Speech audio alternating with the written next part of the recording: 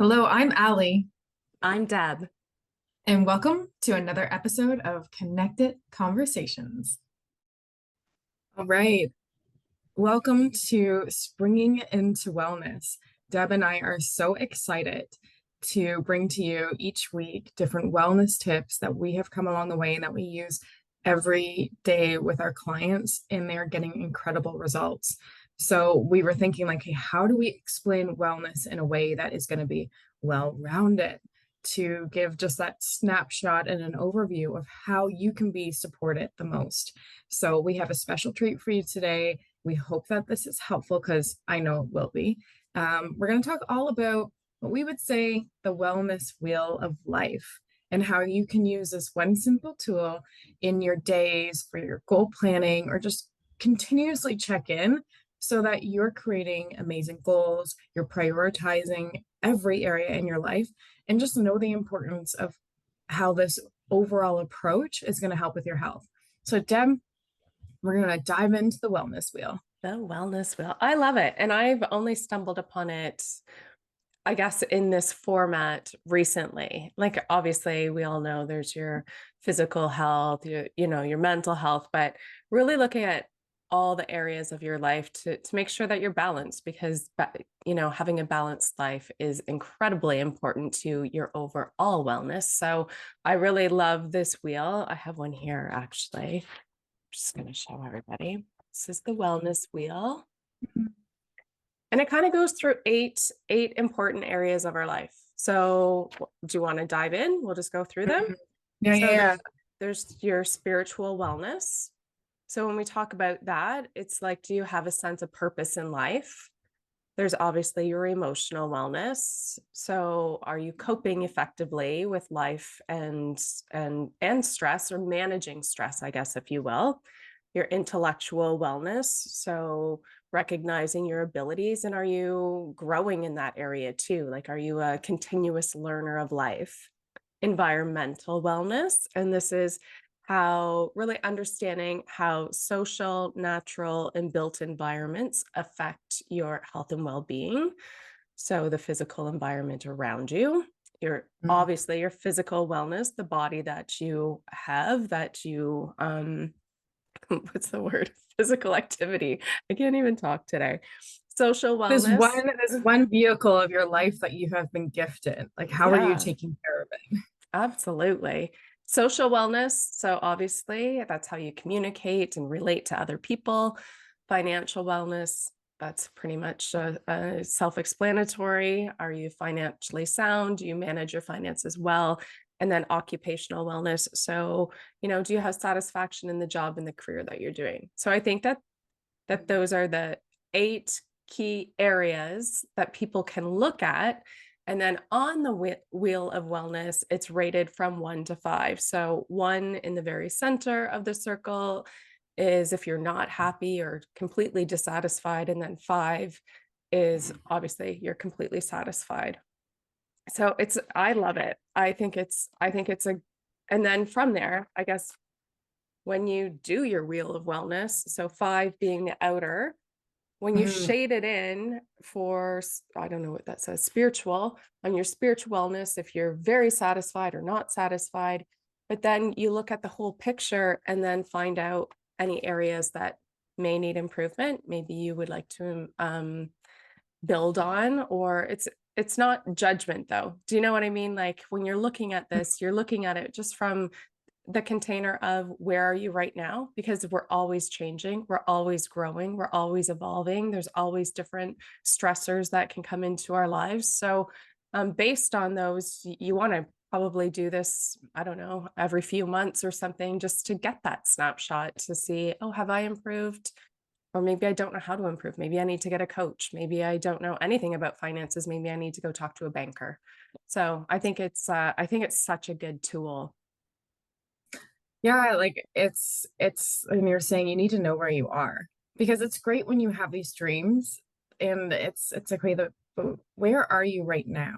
And when you were saying, yeah, like it's a wheel. So imagine if you were driving along and you had a wheel, however, like half the wheel was flat. Like, you're not driving at like full speed, you're not driving in full force because you gotta I don't know, like a half flat tire. So if I look at things like you could be like really rocking out in your career and you're moving up the corporate ladder and things are going well. And then your home space, you know that like your relationship might not be where it want, or you're having a rift with your family. Like those things affect every area of your life.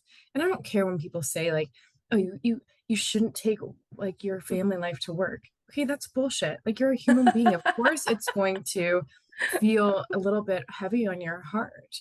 Like that's part of the human experience. Or have you like you've worked so hard that your health suffers. Like Mhm. health is wealth. And if you are in bed for 5 days because you're just not well, okay, well then maybe taking a priority of your health is going to be where you can go next. So again, like that can just give you a snapshot of like different areas or you're not feeling fulfilled. Like, are you doing something that's greater than yourself and giving back to your community? Because that bit of service, that bit of giving to something without anything in return can really warm the heart. So definitely, like it's a great point A. And I love, Deb, what you said, it's not judging. Like it is tough, obviously, to like, it's like you got 8 balls. Like I don't even think I can't even juggle with 3. So like again, like it's this art, it's this practice of just like moving through life and recognizing like once you know where you are, then you can take different steps to get where you want to be and get it like that honest truth. And I think for me, sometimes that's been like, okay, let's get real honest about where you are. Yeah, and I wouldn't say if you scored low in like multiple areas, I wouldn't try and tackle all of them at the same time. Maybe just really choose the two that are most important at this point and just start asking yourself some questions. Why am I scoring low? Have I ever Mm. been happy in this area of my life? And what caused it? If so, what caused it to deteriorate? Or do I have all the information in order to successfully improve this area of my life? If I don't, do I need to take a class? Do I need to write a book or read a book? Write a book if you want. Do I need to talk to somebody about it? Like you don't have to have all the answers. And I think a lot of people are super self-critical on I don't have the answers and I'm too scared to ask for help. And I just think the whole point of looking at an area and wanting to improve it is growing, learning, growing, that continuous life journey of wanting to be better, doing better every day. I think that's important, certainly important to me. And I think if you really, like you said, want to drive the car to Toronto where I'm going today, you have to have a full tank of fuel. You have to have your tires inflated. Your car has to be properly maintained, just like your body, just like your life. Absolutely. And again, like when you're saying like it's okay to ask for support. And the more that I ask for support in areas that I'm not the expert in, or it would take me 10 times like Googling through, investing Mhm. my time and resources if I just ask someone. So for instance, like with my business, I have a design, like a digital design person, and she's incredible and she loves to help. And if I'm just going to do stuff myself and not reach out for that support, like where am I spending my time that in my business where perhaps I could just get support? Or so I have a girlfriend again, like there's coaches for sure. And I say, like, when you want results, like, feel into what's right for you.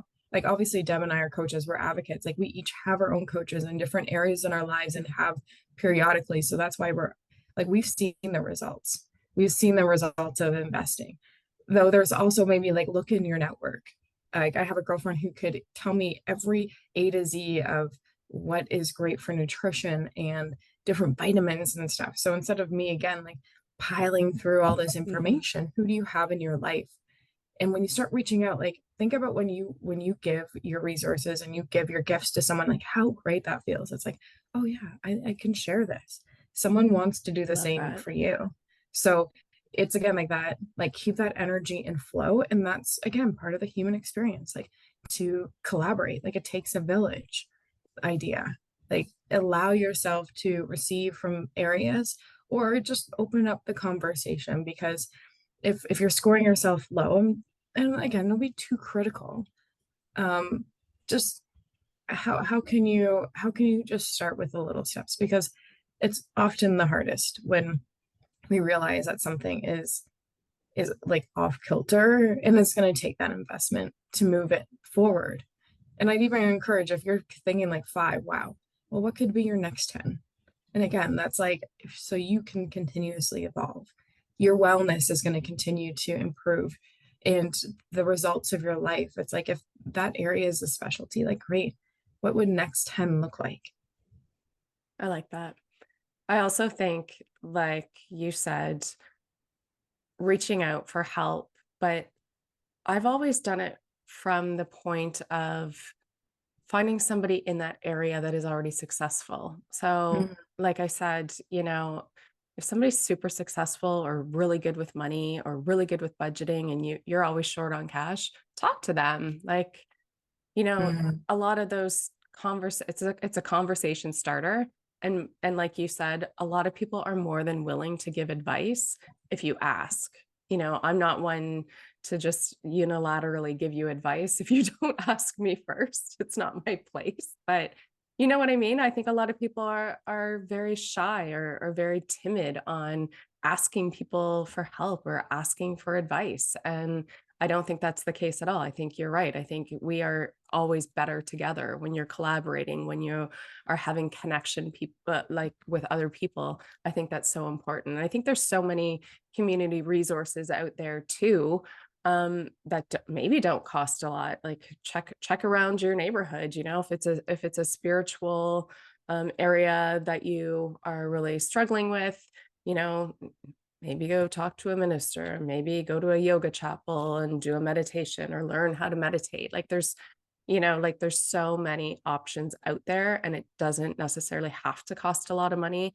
But I think you and I probably agree on this.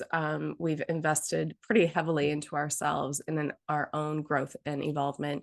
And I certainly don't think that I would have been able to get there on my own or necessarily with just the advice from a friend. I think when you invest in yourself, you're going to get answers that you might not like to hear from a coach, but that is always where the best growth and change happens. Yeah, it comes down to, when you are putting over some of like your money, you're gonna pay attention. Like, quite frankly, like if I had this course and it was free, or this course and I paid $500, like, when you're giving someone your money, it has a different exchange to it. And as well, you have to remember, like, their expertise are years and years that you're going to be able to take into your own life. So instead of you spending time on YouTube or researching and doing different things, and don't get me wrong, like, I love a great like tunnel session of research and getting into it. However, usually it's like my own zone of genius, like the flow Mhm. neuroscience. Like, I love nerding out on that stuff. So that's obvious. And then that's what I like teach, right? So it's part of my craft. But when I start going outside of those things, like, for me, hiring an expert, like, think about the time and money, right? So start thinking about, like, if you're crunched too on time, yeah, of course, like, it's going to cost money and invest it, but it's because they're fast tracking for you. Mhm. And again, for your whole wellness, it's not a like, okay, I have arrived because now my relationship with my husband's a lot better. Well, I like, we got lots of relationships in life, and things are always going to ebb and flow. So it's finding comfort in the journey, knowing that for your journey of life, like, it's like this rock and roll that you get to play, and just recognizing, okay, like, where's your wellness? Because I know for myself, even with investments, like, of course, I'm a human being. It's going to be like, well, we're just feeling a little low energy, and this, I'm leveling up, right? This is my next 10. So I want to level up to something else that's possible. So it's just such a great tool. It's so foundational, and that's why we wanted to start here, because it's okay, where do we start with wellness when there's so many different facets, and start talking Mhm. and just creating this awareness of like the well-being in your whole entire life.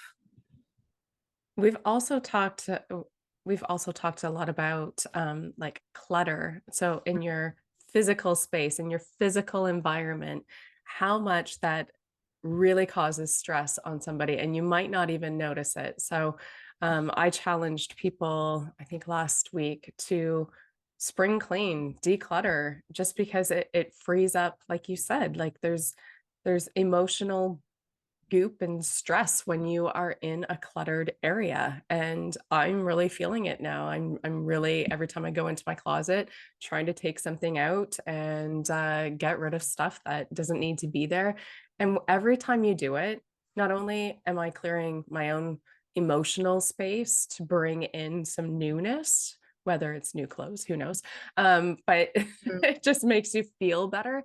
But then I'm also giving back. I'm giving back to somebody who might need it, and it's like that full circle. Like we're talking about a circle. It goes full circle when you give somebody your time or your energy or a physical item, it will come back to you, maybe not from the same container that it left, but that's the wheel of life and that's the wheel of wellness. So I kind of like that analogy too. When you're clearing out space, you're making so much room, but it's also really affecting all those other areas of your life too, not just your physical environment. So I like that Mhm. analogy. I'm going to use that one again, I think. And Mm. use that wheel of wellness. Love it. Well, Deb, yeah, you inspired me with your like clutter. For those of you who can't see on the podcast, I have a little bookcase behind me, and it was just bothering me. Like, so I've redone a bit of that, and it's again like that. If you see something in your house and it just makes you angry, like you got to sell it or like throw it out. Like Yeah. that is such trigger, and I've done that so many times. And again, like it just allows this like different pull of energy and have fun with it. Like this is supposed to be wellness and not stress you out. So I guess like everything I do at the end, it's like and have some fun with it. Because the wheel of wellness doesn't have to be like, okay, another stress item that I have to do and stress about the wheel of wellness because now it's like oh, it's just like a notice.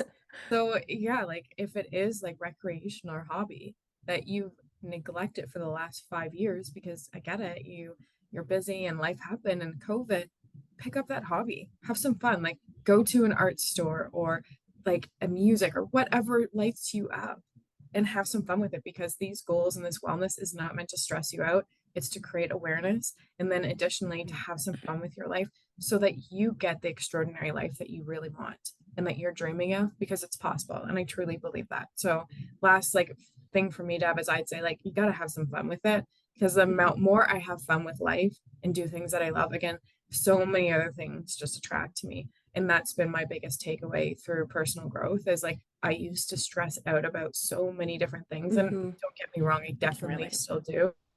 However, I do find that the more I just have fun and am lighthearted, it's like, oh, life can be fun. And it should be. And I think you can look at every area. Don't look at it harshly, but look at it more like with a childlike wonder of curiosity on where are you and how do I get there and how can I have fun doing it? So I love that. So we will actually post the Wheel of Wellness and some instructions and have fun with it. And and you get to color. So like, that's fun. Like who doesn't love coloring? Yeah. Anyway, thank you so much for joining us. We will be back on Monday to kickstart your week and back next Thursday with another episode of Connected Conversations.